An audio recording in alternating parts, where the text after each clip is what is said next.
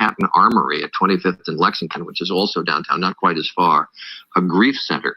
And people can go there for counseling and also to bring the information about their relatives in hopes that maybe they would be at one of the hospitals or over in Liberty State Park in New Jersey, where many of the injured were originally taken. Cynthia McFadden, for the last 48 hours, almost nonstop, has been reporting on the injured and, unfortunately, on those who are casualties. And she's with us now. Cynthia? Charlie, just another point on the service center that you described at the Armory. This is the place to go if you're a family member to register. We understand it is the only official place to register a missing person report at this point in New York City. So family members are urged by city officials, the mayor's office, to go, in fact, to the Lexington Avenue location. This is the only official place to register if you've lost a loved one. Overnight, you can see the scene behind me, Charlie, Diane. It's changed significantly all day yesterday. We were seeing empty stretchers on the sidewalk as they waited for victims to be rescued and brought here for treatment.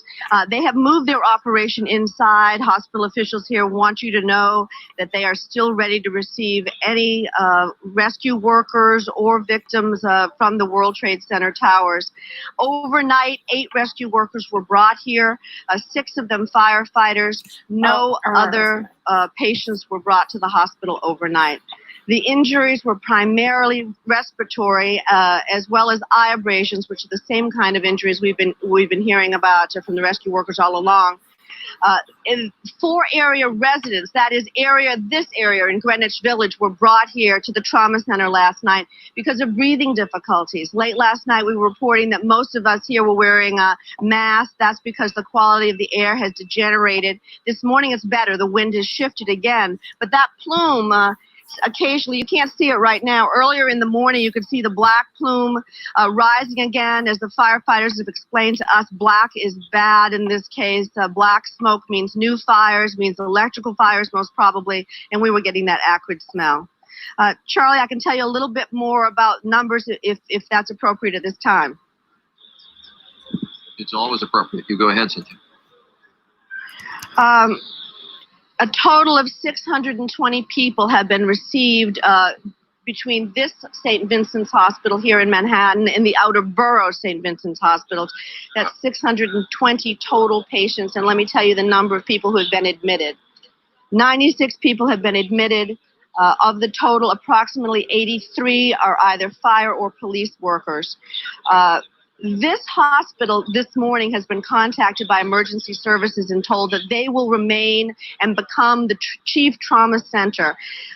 Everything south of 14th Street is closed, essentially. And so because of traffic concerns, EMS has said they are going to bring all traumas, anyone rescued, to this hospital first. And so they are standing by. They tell us that they have double staff in the emergency room and more than half again, their staff in the rest of the hospital. So they're ready and they're hoping for patients. I was just going to say it is an unusual situation where you have trauma workers, emergency workers hoping for patients. But if they get patients, obviously that means people who are alive, and they're not finding many in the rubble.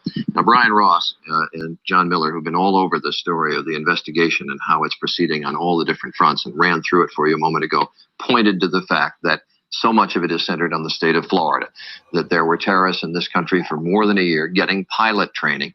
And 2 of the suspects that have been identified by federal authorities were trained at a Huffman flying school, which is in Venice, Florida. Antonio Mora has gone down there this morning and has one of the directors of that school with him. Antonio? Charlie, that is where I am here in Venice, Florida, and I am joined by Rudy Deckers, who's the owner and the chief executive officer of Huffman Aviation. And he yesterday remembered the people, these 2 men, Mohammed Atta and Marwan al-Shehi.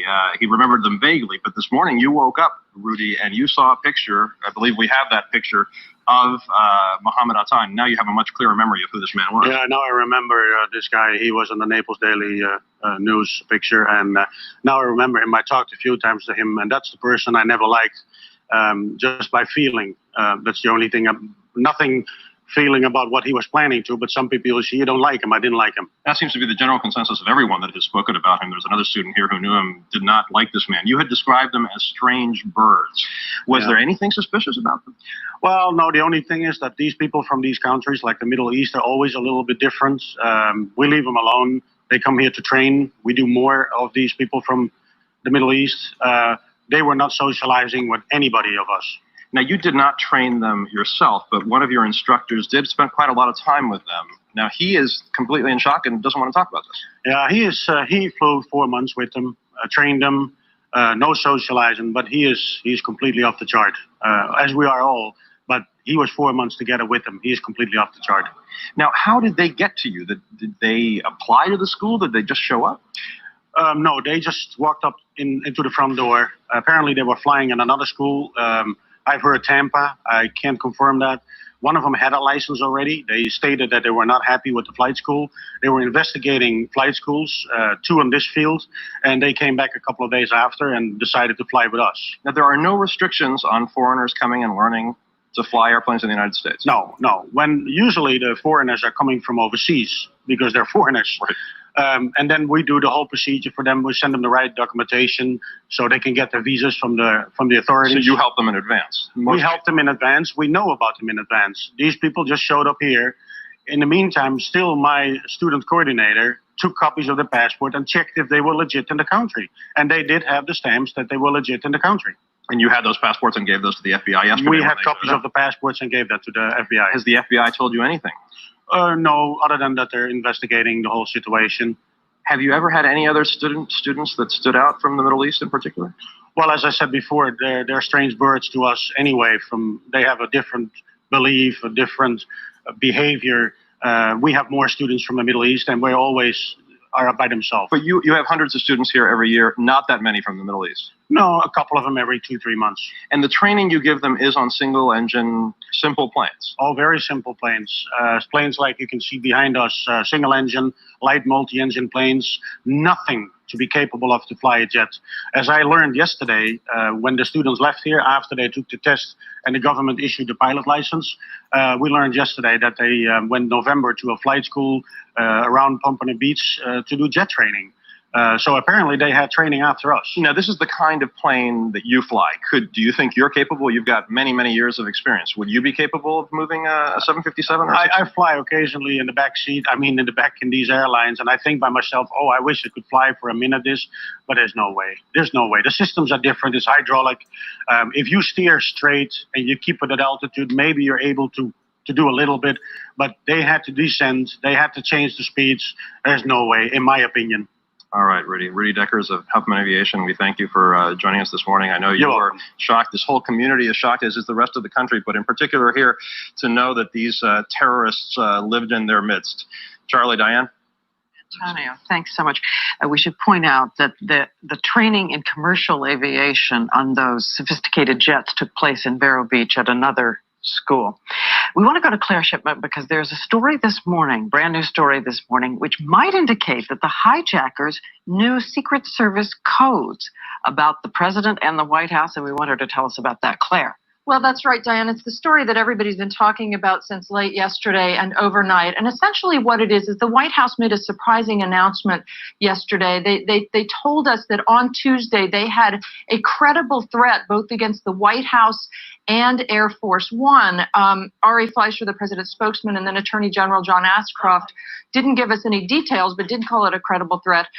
The New York Times was told by a senior White House official that there was actually a phoned-in threat on Tuesday against Air Force One.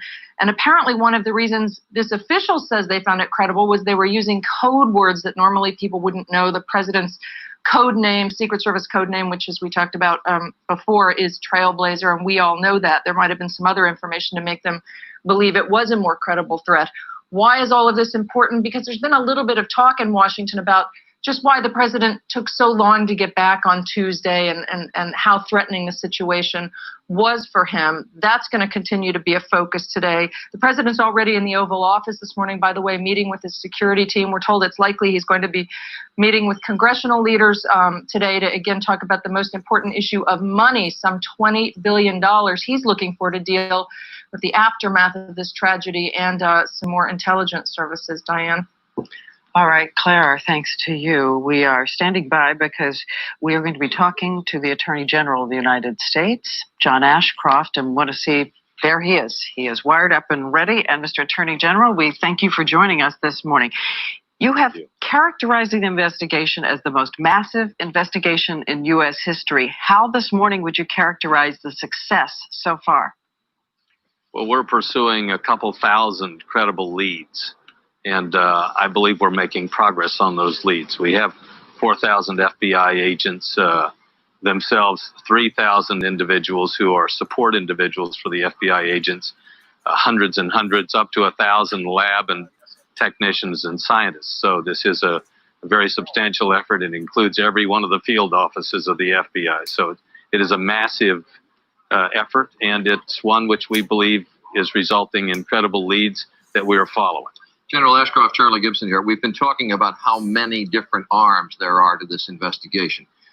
Terrorists perhaps in Florida for up to 15 months getting pilot training down there. Terrorists coming across the border from Canada into Maine. Arrests, we understand, overnight in Germany and the investigation going there. What can you tell us about each of those individual aspects, and are there more?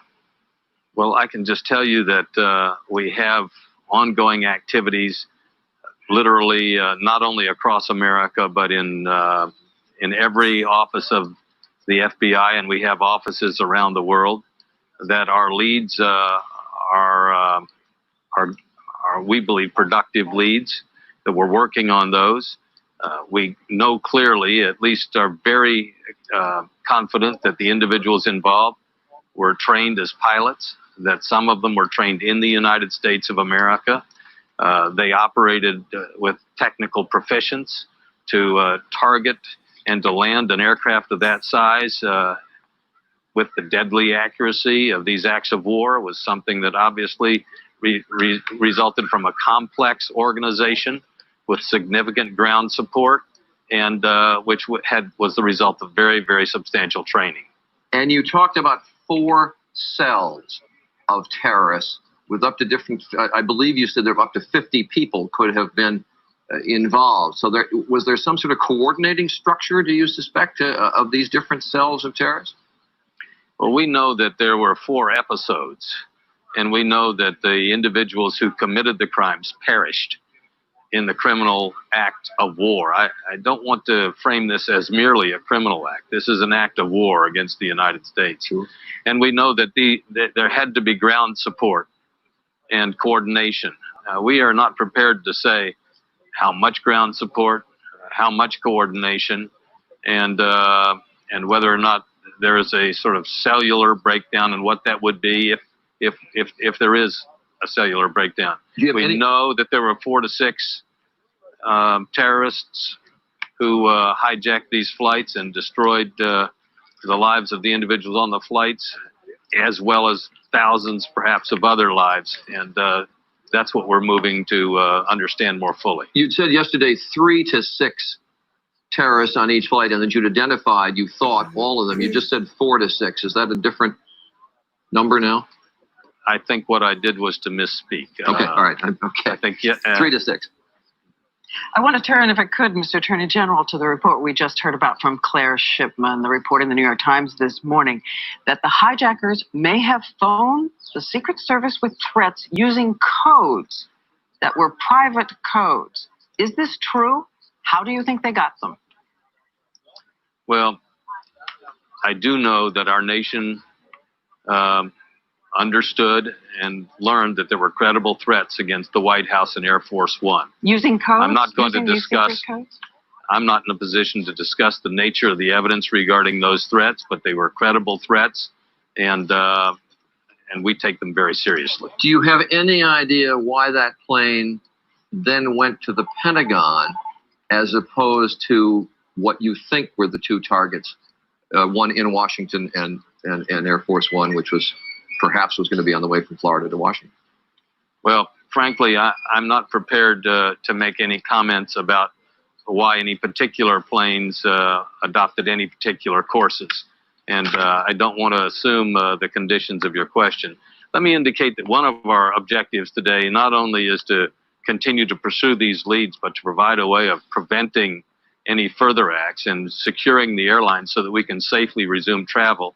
And we're doing that by devoting a number of resources, hundreds of customs agents from the Department of Treasury and hundreds of Immigration Naturalization Service, U.S. Marshal, Border Patrol individuals, so that we have a better ability to secure not only airports but airplanes and make the traveling public understand that our airlines will be secure today as a result of increased devoted effort and new procedures. So will there be somebody armed on most of America's planes when they take off again? You know, we are devoting hundreds of new resources to secure the airports and the airplanes. And we're not going to be discussing the exact deployments and how those deployments will be carried out. But the American public has reason to know that the steps taken are the right steps to make sure that our airplanes are secure, the airport's subject to much greater security, and we're going to be in the air flying as a nation again, and with the kind of safety that we need to have. Let me just do one more question before we leave that issue of when the airlines can be going again, because this is obviously very important to the traveling public.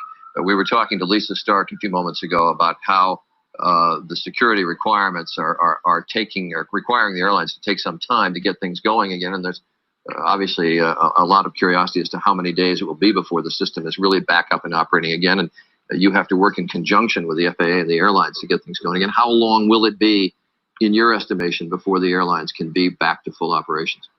Well, first of all, safety will be our highest priority, and we will work with the airlines to do that at the earliest possible moment.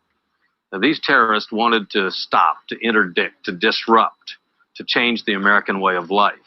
Now, we're not going to do that. We're going to be a strong nation that has the capacity to transport people freely around the nation in a context of safety.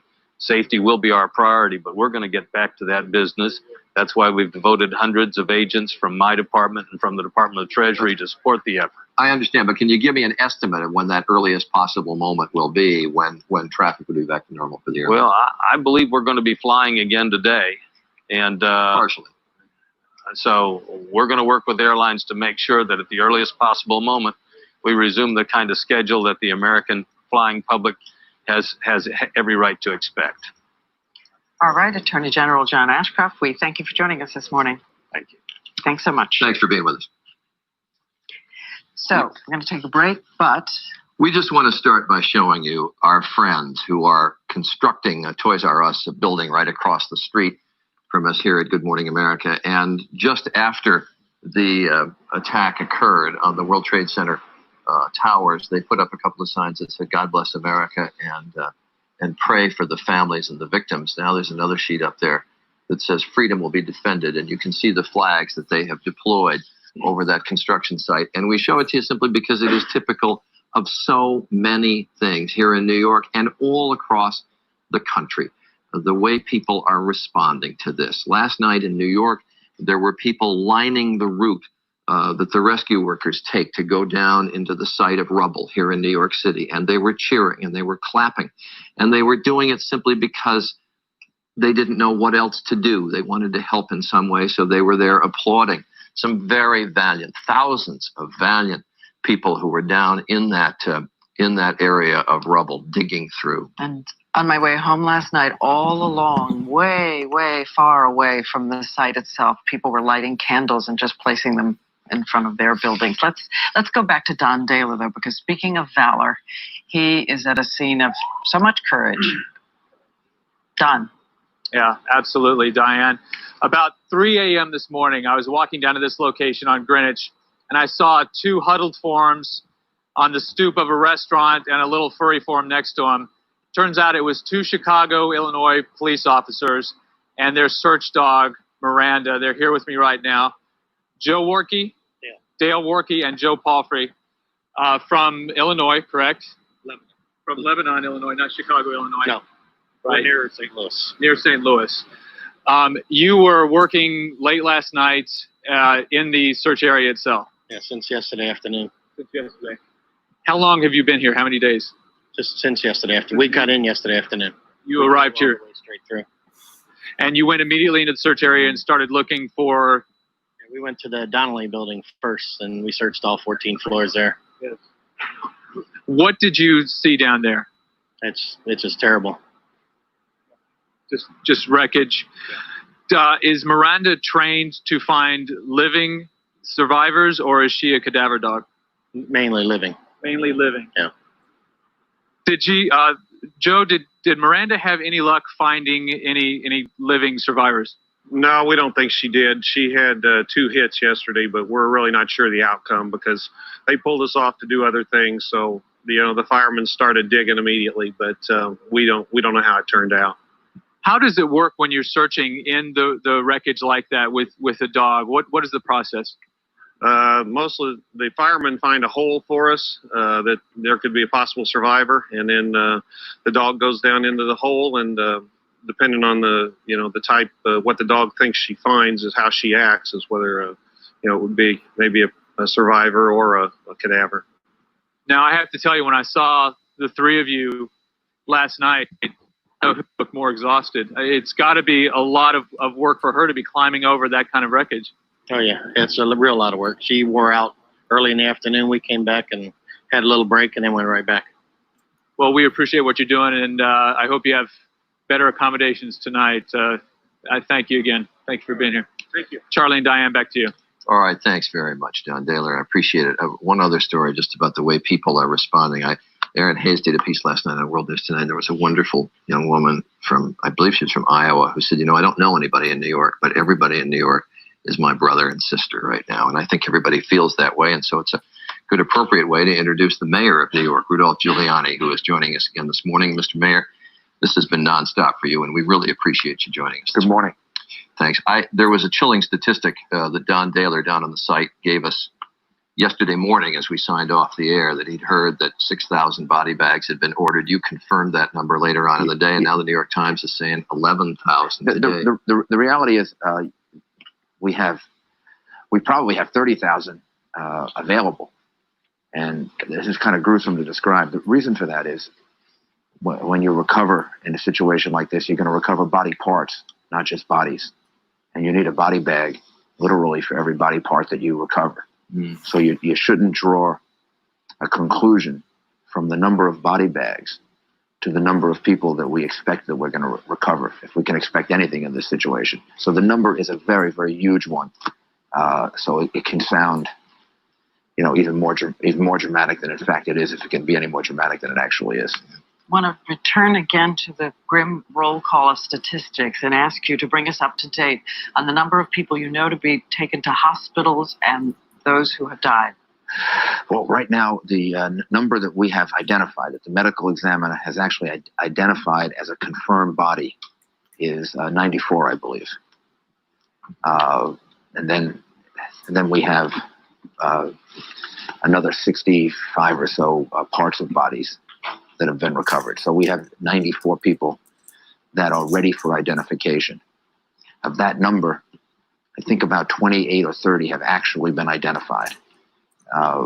And so we'll be in the process of getting all of the rest identified today. So the number right now is 94 and those taken confirmed bodies. And those taken to hospitals? Oh, we were at the very first day, we were at about 1,800 in terms of the number of people taken to hospitals. We're probably over 2,000 now.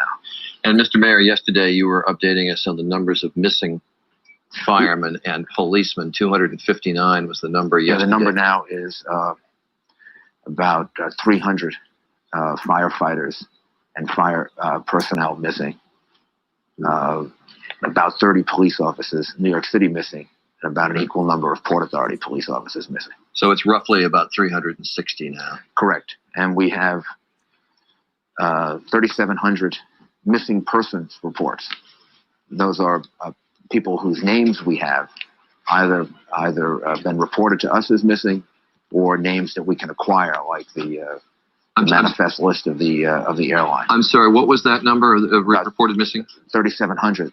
37. That we have a missing persons report for. Right. That could be a relative calling us up. It could be something that we've gotten from a business located in the World Trade Center.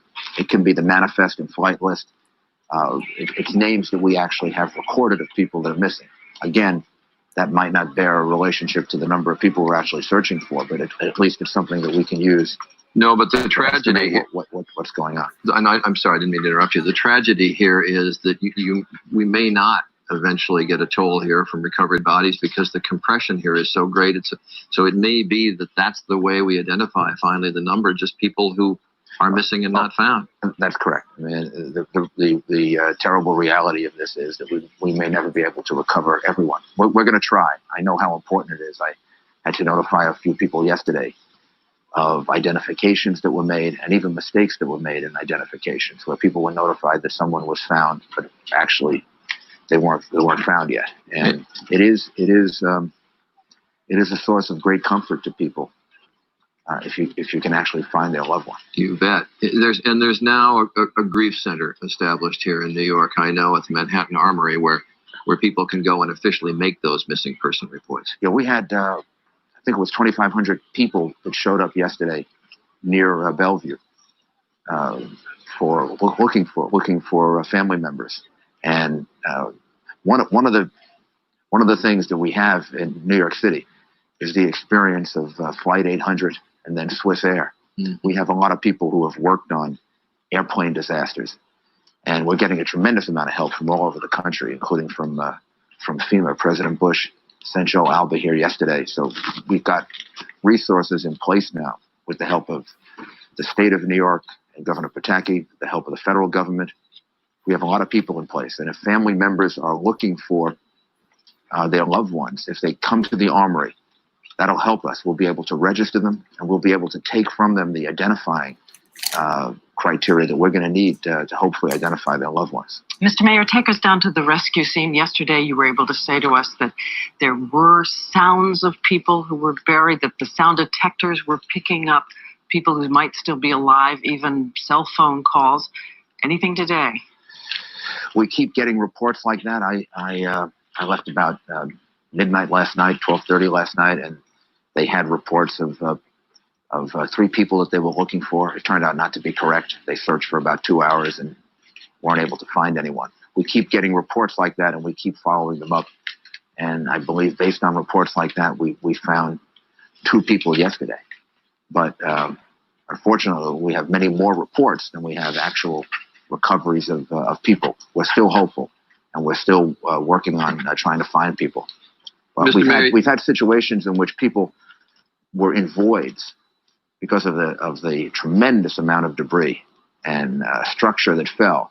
There were certain people that just were protected. They were in voids that have air and that protected people. So we're hopeful that we're going to find more people in situations like that. Mr. Mayor, you mentioned FEMA Director Joe Alba, who has come to New York, and we were talking to Chuck Schumer, Senator Schumer, who flew over New York yesterday looking at this obscene site. I mean, there's really no other way to describe it, how terrible it looks to simply have the World Trade Center missing. FEMA has estimated you've got 500,000 tons of debris to take away, and they're still concerned about the integrity of the buildings that are there. We were worried yesterday about One Liberty Plaza and about the Millennium Hotel might collapse. Do you have any word on the structural integrity in the sense that those buildings can stand? Because obviously they endanger the rescue workers that are down. We keep testing it, and we'll do it again today. The Millennium Hotel took a lot of damage, but the reports yesterday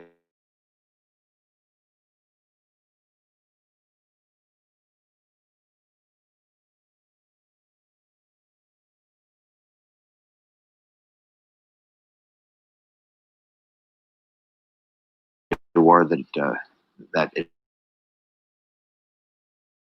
some of the removal